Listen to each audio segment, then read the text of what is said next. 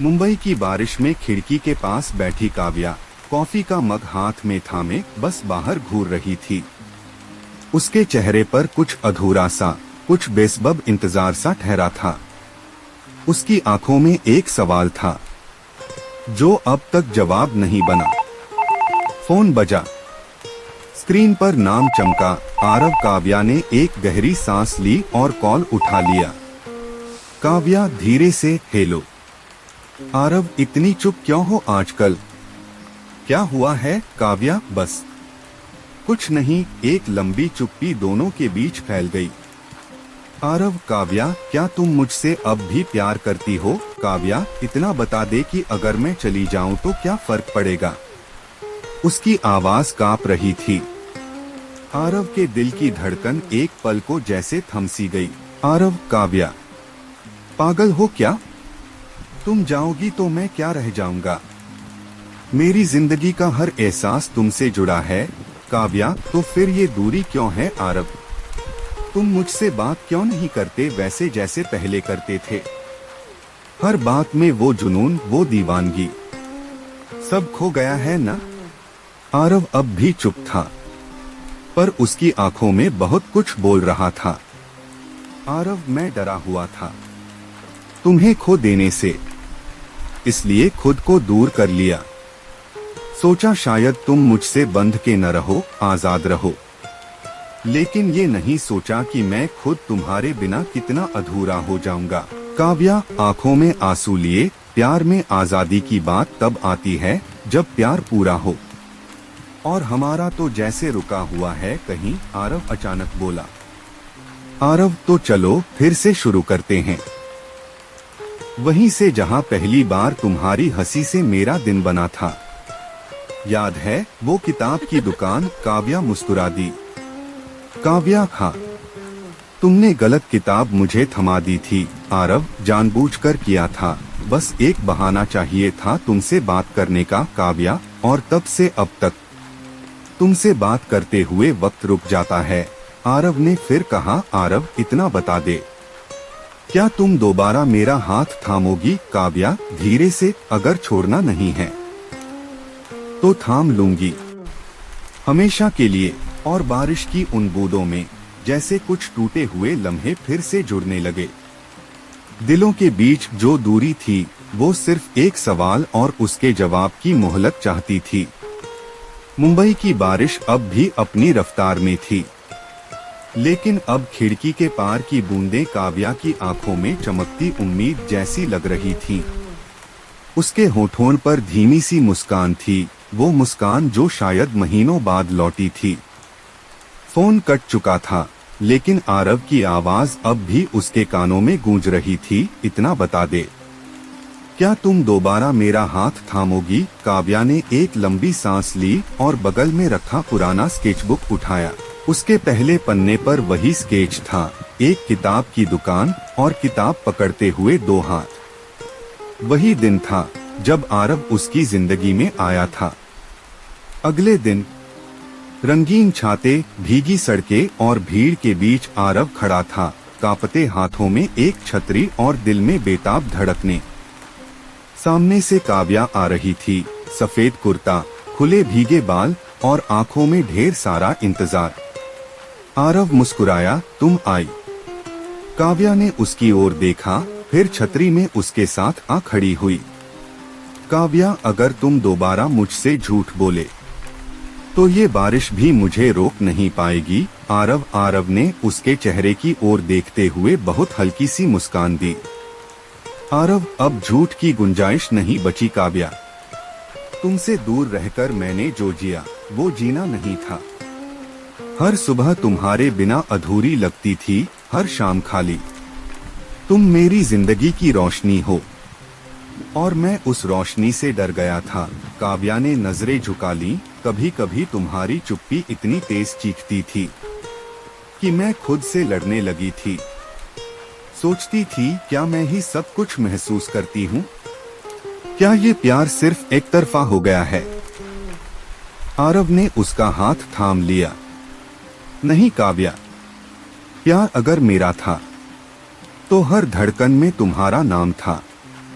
मैं बस खुद को कम समझने लगा था। लगा कहीं तुम्हारा उड़ना मुझसे बंध के रुक न जाए, पर अब समझ आया कि तुम्हारी उड़ान में मेरा साथ होना ही सबसे बड़ी ताकत है।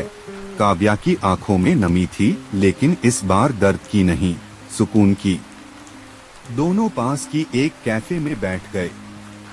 वही पुराना कॉफी हाउस जहां पहली बार उन्होंने बारिश में कॉफी पी थी।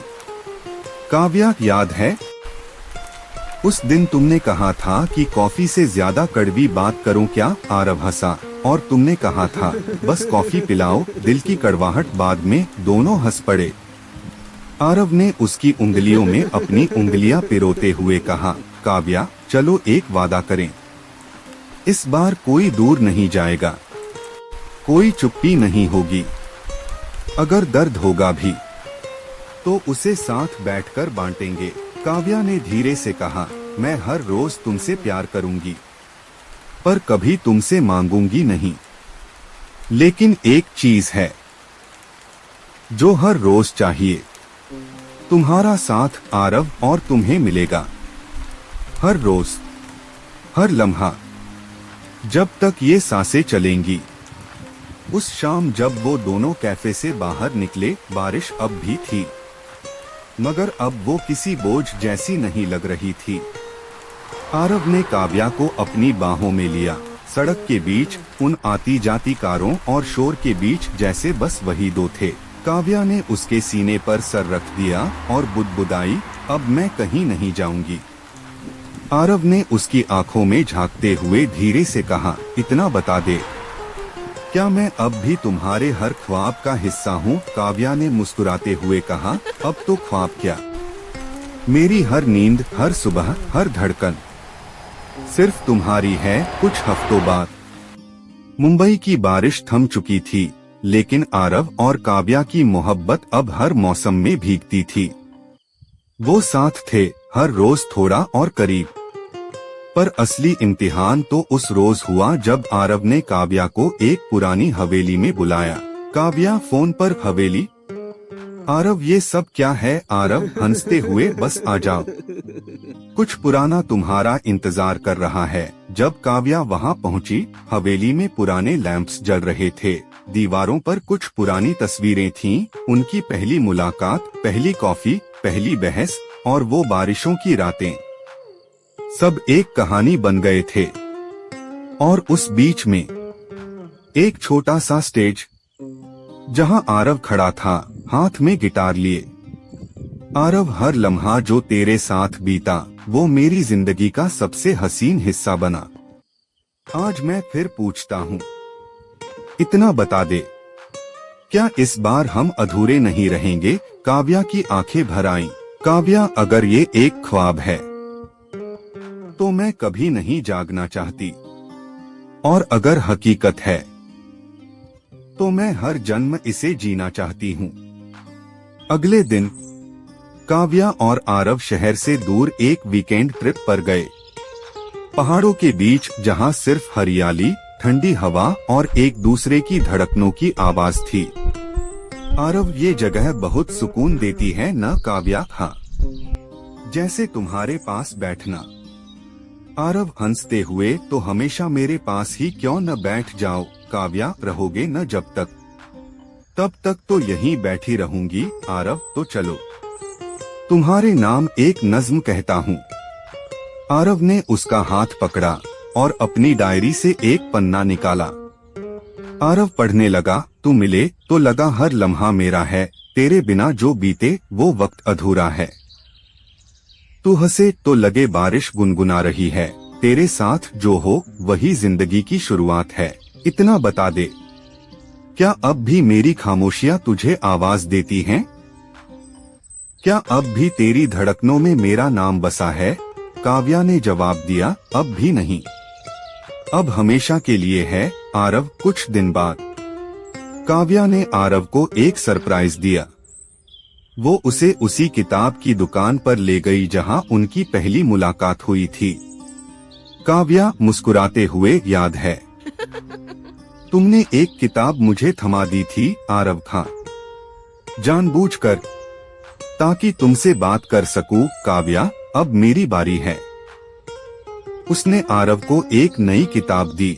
किताब का नाम था इतना बता दे हमारी कहानी। आरव ने जैसे ही किताब खोली, उसमें हर पन्ने पर उनकी तस्वीरें थीं, उनके मैसेज, उनके झगड़े, हंसी, आंसू, और आखिर में लिखा था, अब जो कुछ भी लिखना है साथ में लिखेंगे, हर दिन हर रात एक नई कहानी, बस तू साथ रहना। आरव ने उसे गले से लगा लिया, उसकी आंखों में देखकर कहा, इतना बता दे, क्या अब तू कभी भी मुझसे दूर नहीं जाएगी? काव्या, अब तो दूरियां भी हमें मिलाने का बहाना ढूंढेंगी, क्योंकि हम अब एक दूसरे की रूह बन चुके हैं। आरव और यूं। मुंबई की तेज रफ्तार जिंदगी में दो दिलों ने एक ठहराव पा लिया। एक किताब की दुकान से शुरू हुई मोहब्बत, बारिशों में भीगी, खामोशियों से गुजरी, और अब वादों की रोशनी में महक रही थी। हर दिन एक नया सवाल होता, और हर रात उसका जवाब सिर्फ एक लफ्ज में होता, साथ। इतना बता दे। अब सिर्फ एक सवाल नहीं था, वो उनकी मोहब्बत की सबसे खूबसूरत कहानी बन चुका था। क्या चाहो मैं इसका अगला चैप्टर लिखूं, जब दोनों किसी बड़े फैसले के करीब हों, पर शादी न हो, बस इश्क गहरा हो जाए।